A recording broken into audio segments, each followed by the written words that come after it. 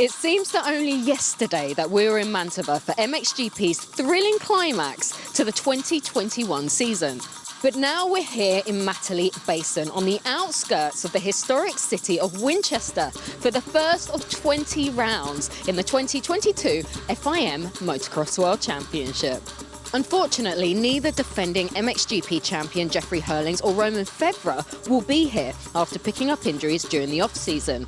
Both are working hard to get back to fitness as soon as possible.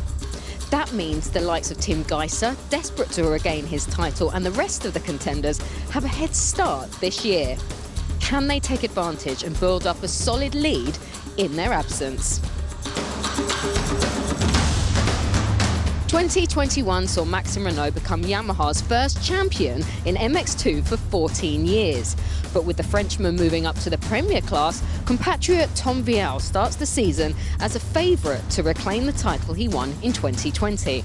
There will be plenty of competition for the Red Bull KTM rider though, with Jago Hirtz looking to finally hit the top step after consecutive runners-up finishes. Look out also for the likes of Matteo Guadagnini and the Husqvarna duo of Kai de Wolf and Roan van der Moosdijk. The track here in Matterley is always a firm favourite with the riders. Anything could happen this weekend at the MXGP of Great Britain.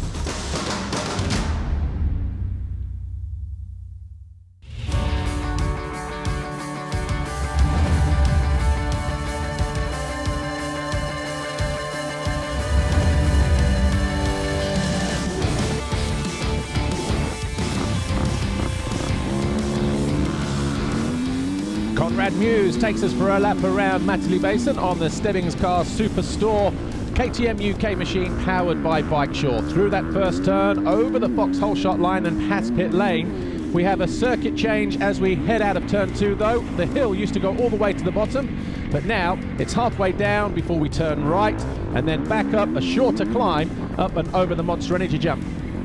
This turn's still the same as we head underneath the FC Moto step down. Look at the ruts on the track. Rain leading into the event over the last few days, but that will be perfect for track conditions. Highest jump on the hill here, the tabletop right in front of some of the pans that will work their way along that whole banking. We drop downhill through a series of descents before getting to this bottom right-hand turn. You can see it's banked to the outside. Look how long some of those ruts are. Jumping up onto the plateau into this left sweep. More of an angle through that turn this year. Last year riders making 2 attempts to get through that corner. Stepping down through the valley, right through the main infield part of the racetrack. Big double up into this left-hand turn. And then single to the inside, or you can rail the outside. Either way, we hit the step down before the infamous quad. Conrad choosing to go 3-1 through that part of the racetrack on this lap. But we have a high-speed right-hand turn. The front end always fighting for traction as they drop downhill through this off-cambered right, always waiting for a rut in which to get the wheels sticking to the turn. You can go triple on the right-hand side. You just saw the 2 peaks on the first and fourth waves. Slow turn, heading uphill on the gas. We have another circuit change out of this right-hander. This used to be a double jump, but now this Monster Energy is just a jump onto a flat straight before we hit this long sweeping right-hand turn. There will be a lot of ruts through here over the course of the weekend, a lot of places to make mistakes or make passes as well, so an interesting part of the track this weekend. Through the left, dropping downhill over the step down here into the bottom of the valley for the final time. There's been riders making mistakes through there because the ground quite slippery, a lot of riders losing their front ends in the practice sessions. Over the Liqui Moly jump into the left, this is the final climb up towards the finish line jump. We hit the triple jump here. And then as we hit this next left-hander, this is the penultimate corner. Through the right-hand turn. Again, a choice of lines to get yourself into. The Monster Energy finish line jump just here.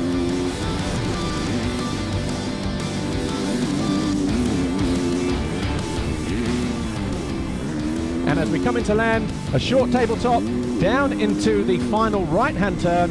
180 right takes the riders back down the start straight to start another lap here at Matterley Basin.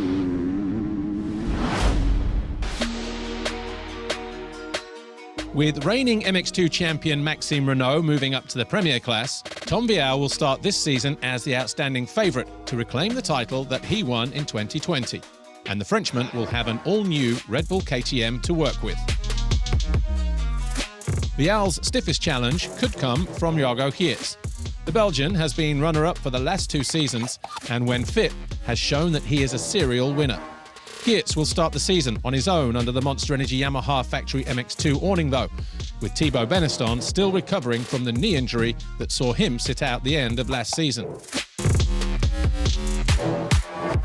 Mattia Guadagnini seemed to lose focus after winning the Motocross of Nations on home soil in what was his rookie season at this level. But the Italian knows he has the speed to win and will be anxious to show that he has the stamina to match after the Decali side of the Red Bull awning moved to Gas in the off-season. He will be joined by German prospect Simon Laegenfelder in a powerful-looking lineup. Nissan Husqvarna Factory Racing is another team expecting great things this year. Kai de Wolf already has race wins under his belt from his debut season and is only going to get faster. And he'll be joined by Dutch compatriot Rowan van der Moostijk, another proven race winner, after his move from Kawasaki. Rowan's former F&H team will have Kevin Horgmo behind the gate this year. The Norwegian now ready for MX2 after finishing as a strong runner-up in EMX 250 in 2021. Another former F&H rider, Mikkel Harup, has moved to DRT Kawasaki, where he joins British prospect Taylor Hamill. Giga Procross have moved from Gas to KTM and have one of the most famous names in motocross under their awning this year. Liam Everts, following in the footsteps of his father and grandfather that have 14 world titles between them. There's an all-new rider lineup at Hitachi KTM, fueled by Milwaukee. Isaac Gifting will hope to recapture his form from 2020, and the Swede is joined by Kai Carsmakers in orange. After his shock exit from Hitachi, Conrad Muse has put together his own team, Stebbings Car Supermarket KTM UK, powered by Bikeshaw, and plans to ride every round.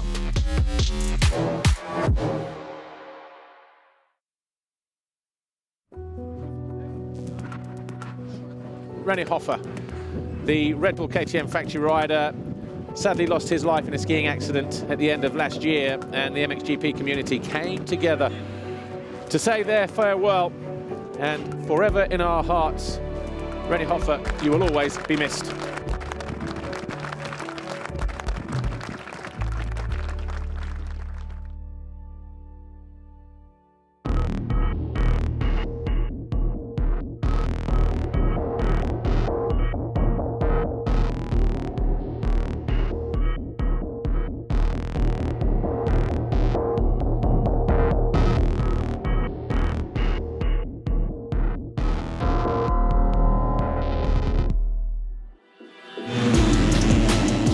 Down the start straight we go, and it looks like Laegenfelder or Guadagnini to the inside.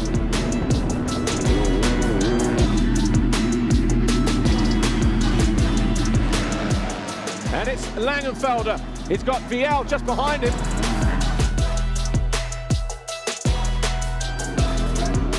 .38 Ravini is just ahead of them. Over on the right-hand side on the Honda, as he triples up, Kevin Horgmo finds his way past the Frenchman. It's Laegenfelder who leads. Tom Vial, Horgmo. Geerts down the inside of Kai de Wolf. They're going to be side by side as they hit the finish line here. Oh, and they almost touch as they come into land. But Geerts goes through into fourth. Oh, and then he throws away the front end. Geerts goes down, losing 1, 2, 3, 4, handful of positions as he remounts. Meanwhile, Isaac Gifting, the 517, he is now in 8th place. Slight mistake there from the Swede, Gifting. As Van der Moostijk gets back alongside the KTM rider. As Van der Moostijk does make the pass re-stick. But for how much longer? Gifting, how did he stay up?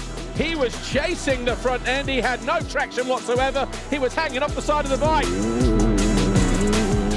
Harup and Van der Moostijk aren't done yet either, as they continue to fight over 7th place. And Harup goes through, another mistake there from Gifting, and Van der Moostijk goes back past the Kawasaki rider. maybe it is a technical issue then that Horgmo has. So it was a crash. So that was spinning out at the top of the hill before the downhill. All of a sudden he knows he's got the 93 breathing down his neck upon the pegs. Efficiency at its finest, and the Belgian tries to find his way past the Frenchman, just like the 1:25 days between these two. But Geerts does go through on the final lap into 4th place. Simon Laegenfelder, though, he has led right from the very first lap, and Laegenfelder wins race 1 on the Red Bull Gas.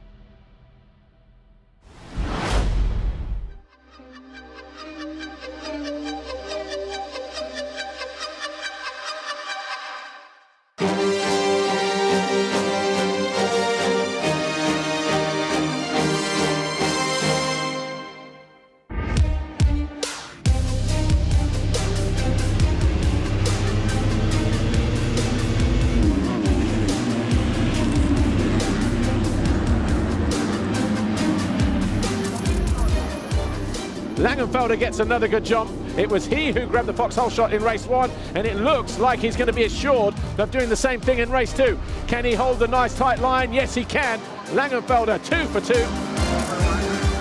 Vial right behind him. Jago Geerts, Horgmo, the 2 Husqvarnas once again of De Wolf and Van der Moosdijk. Vial having a sneaky look down the inside of Laegenfelder. And he gets alongside the German, and he's going to find his way past as well. Finally, Tom Vial comes alive. Here's Kai de Wolf down the inside of Gifting, nudges him aside, and Kai de Wolf now up into 6th place. The number 93 Yamaha of Jago Geerts as he launches back downhill again, and Vial has thrown away the lead. All of a sudden, Laegenfelder leads again. He just jumped out of the rut. Threw it down, picked himself up, kept hold of the handlebars, pulled the clutch in. He's now put himself under immense pressure. So Laegenfelder leads on lap 4, and Horgmo makes a mistake. Geerts is going to be bar to bar, side by side, and he goes past the Norwegian and into 3rd place. So drama then at the end of lap 4 and the start of lap 5. Horgmo over the bars. He picks himself up though and rejoins the race.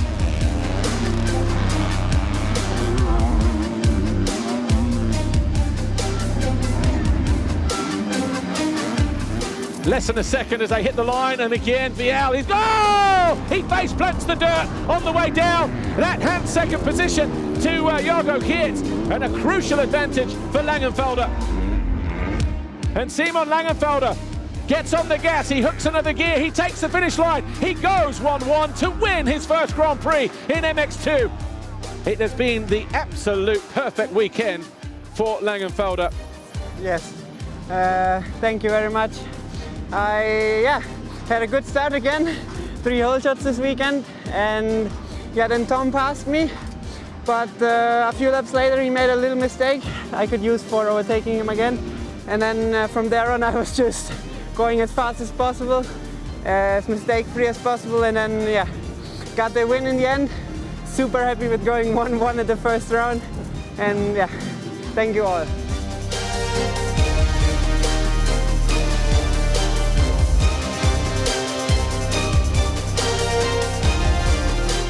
Third overall, Jago Geerts. Tom Vial, Red Bull KTM Factory Racing. Simon Laegenfelder, Red Bull Gas Factory Racing. What a dream start. Takes his first trophy of the season. And it's a winner's trophy here after having the perfect day at Matterley Basin. A successful day at the office at round 1 as they leave here with the championship leaders red plate.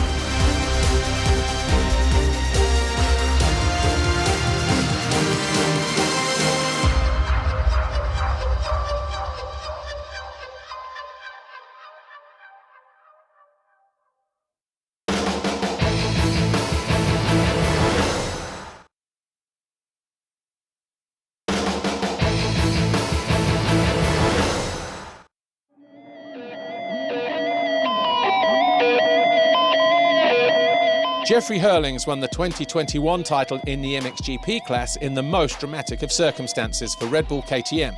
However, The Bullet is likely to miss at least the opening round of the 2022 season after breaking his heel just a few weeks ago. Also missing in Matterley will be Romain Fevre. The Kawasaki rider broke his leg in November and is yet to get back on his bike. Kawasaki racing team MXGP will be run by Antti Pyrinen's Ice 1 setup this year, with Ben Watson replacing Ivo Monticelli as Romain's wingman. That leaves the door open for 2019 and 2020 champion Tim Gajser to create an early gap on his rivals. And with Mitch Evans back in the paddock for the first time since the 2020 MXGP of Spain, Team HRC's challenge appears to be right on track.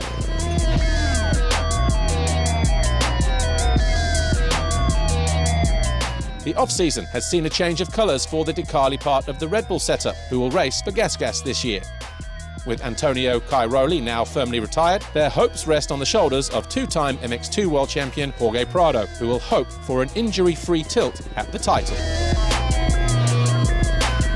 There's a change of machinery too for Standing Construct, who have taken over the Husqvarna factory bikes from Ice 1, and with their young rider lineup consisting of Pauls Jonas and Brian Bogas, will expect a step forward from their two podiums last year. Monster Energy Yamaha factory MXGP team didn't have the greatest of seasons in 2021, but will expect a fully fit Jeremy Seewer to be a constant threat at the front. Glenn Coldenhoff will want more than he delivered last year, and they'll be joined by Maxime Renault, the Frenchman choosing to move up to the Premier class rather than defend his MX2 title. Beta SDM Corsa MX team are back for a second season. Jeremy Van Horebeke has been retained from 2021, and the Belgian has been joined by Alessandro Lupino, giving the team one of the most experienced lineups in the paddock. At the opposite end of the experience scale will be Honda 114 Motorsports. Ruben Fernandez made quite a splash in his two MXGP starts in Mantova at the end of last year and will hope to remain a constant menace in the top 10 in his first full season in the Premier class. Calvin Bellandren is ready for his third year with Team Geben van Venrooy Yamaha Racing and is joined by Arminas Jasikonis.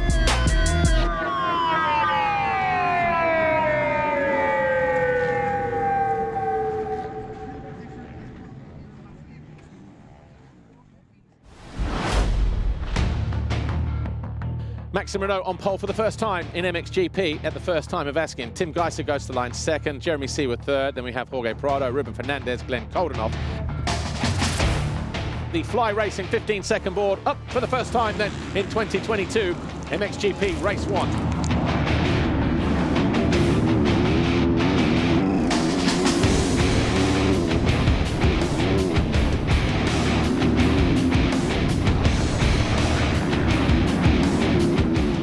Who was it? Was it 303 Albi Ferrato, or was it Jorge Prado? Oh, Fernandez! How did he stay up? Well, he doesn't stay up. Backhand came around on him. He lost total control. And Fernandez is down and out of, what, 6th or 7th place. Got up the wrong side of the ruck, bounced off of Ferrato. Ferrato built like a proverbial brick house.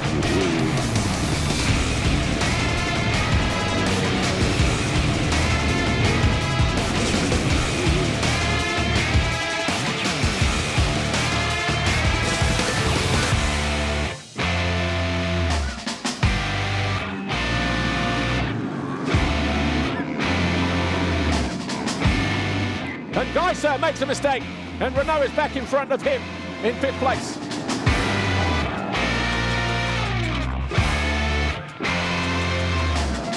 Well, he's trying, he's thinking about it.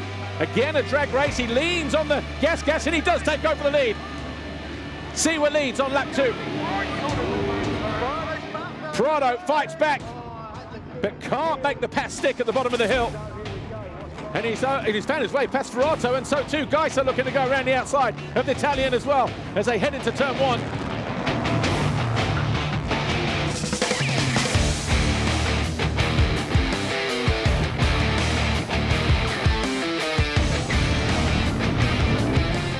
Back end swings around, he leaves the door open, and Gajser, he knows he has to go to the outside and triple, and Gajser goes through, takes the line away, and a position from Renault.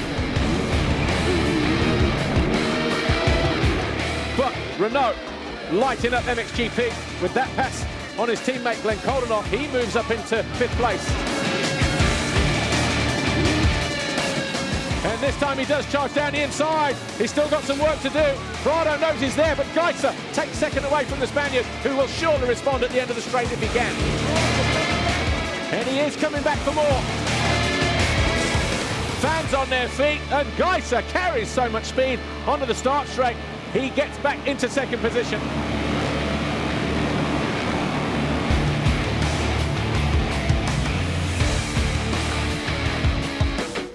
And Gajser now, once again, within striking range. Oh, and Siwa throws it away all by himself. He's going to lose second position as well as the lead, as his teammate about to come past him as well. So an easy pass in the end for Gajser. And Tim Gajser rounds out turn one, the final turn, to win race one. He does it in fine style. He gets his championship campaign off to the perfect start here in Great Britain. Jeremy Siwa second, Maxime Renault third, Jorge Prado fourth. He wasn't too far off the pace in the end. And then we wait for Jed Beaton to come through in fifth place for F&H Kawasaki.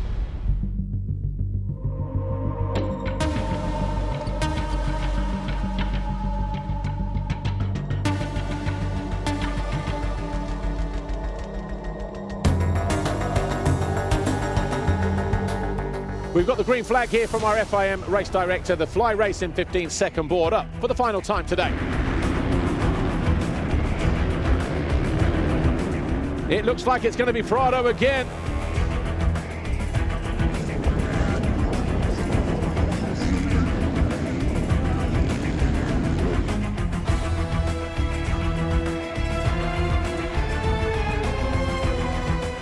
New lines, and from out of nowhere he gets alongside Jeremy Siwa, has a cheeky look back at the Swiss rider as well and said, no, I'm coming through. Controls the line as well, and Gajser now up in the third place.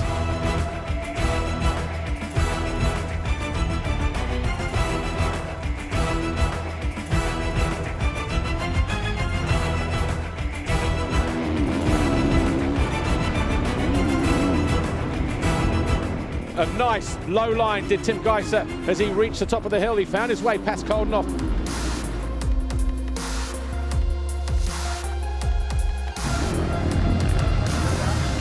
Meanwhile, here's Maxime Renault. Oh, and he goes down.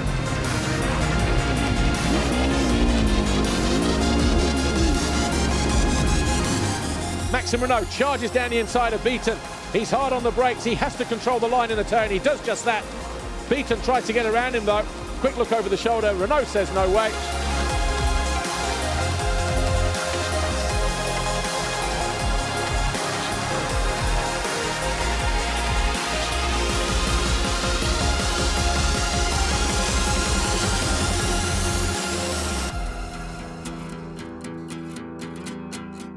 But Gajser will hop up onto the bank around the outside, catches a braking bump. He's got good corner speed there.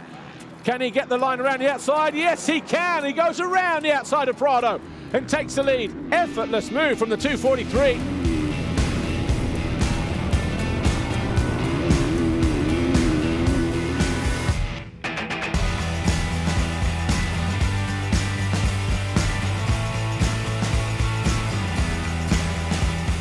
Oh, yes, he does. Faceplant, gets trapped under the bike as well. Prado will just say, you know what, 3.5 seconds, I'll eat that back up, thank you very much. He's going to do this, isn't he? He's going to do it. Gajser is right back where he needs to be as we head into the final 2 laps.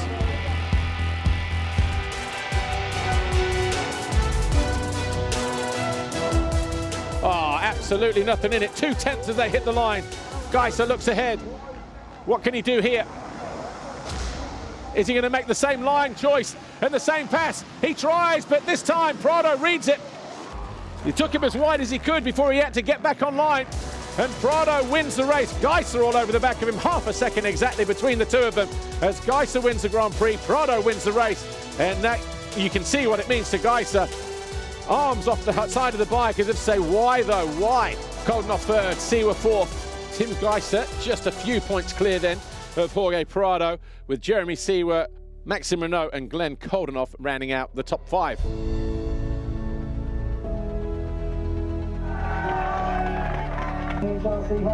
Gajser.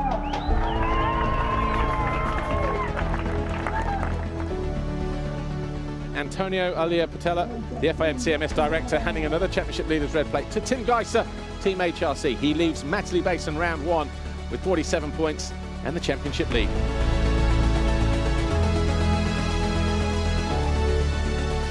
It was a little mistake in the second moto, but it can happen. So definitely we're going to work to not try to repeat these mistakes in the future. But anyway, yeah, like you said, it's a great beginning. You know, so, we all know it's just the beginning, so plenty of racing ahead of us. So I just want to be consistent, be always here on the podium.